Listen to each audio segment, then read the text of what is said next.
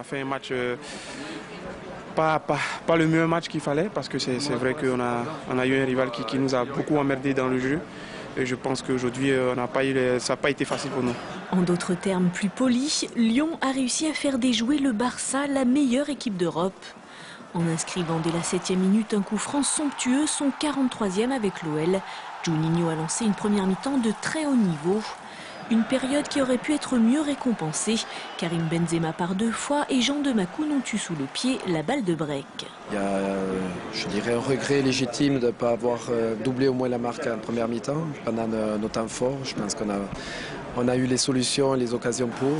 Mis à part une frappe sur le poteau de Samuel Eto'o et une tête au-dessus de Busquets, le Barça a été étouffé en première période. Mais voilà ce qui fait la force des grandes équipes, de la patience, du combat et du talent.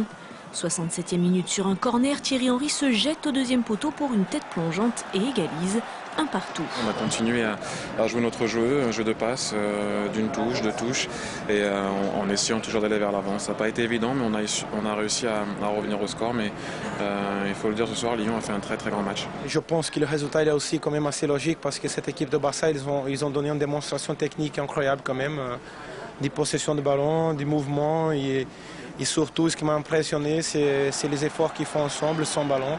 Une égalisation qui change tout. Certes, l'OL s'est montré au niveau et a livré un très grand match, mais les Lyonnais sont désormais contraints de marquer au Camp Nou pour espérer une qualification.